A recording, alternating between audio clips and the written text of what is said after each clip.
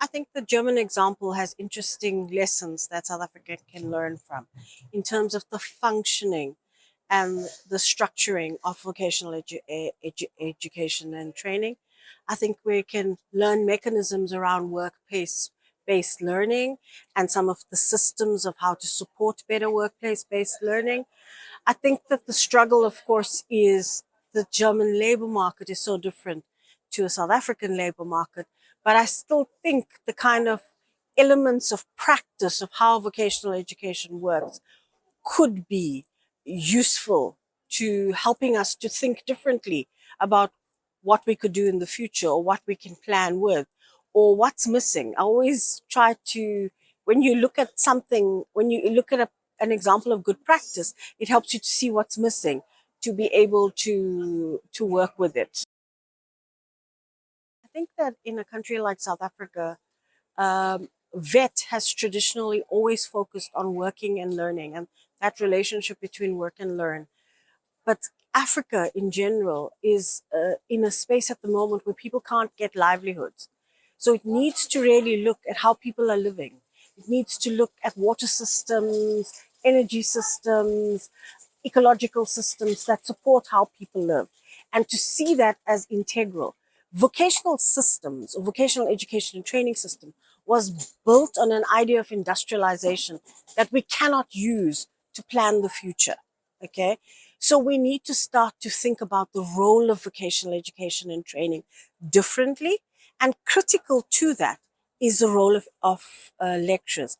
So to me, it is extremely important that lecturers understand why sustainability is important, not just that they're able to teach a renewable energy curriculum. There's nothing sustainable about that.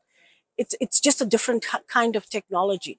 But understanding the need for environment and sustainability to be centralized, the role of economic justice, ecological justice in achieving social justice, to centralize that within curriculum and lecture development is extremely important to build any kind of sustainability agenda within VET.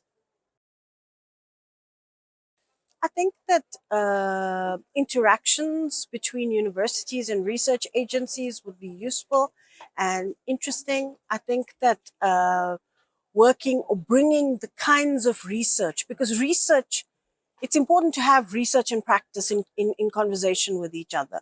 And the kinds of research and practices that are happening in both countries, I think should come together so it would be very useful in the collaboration for me if they could bring these together.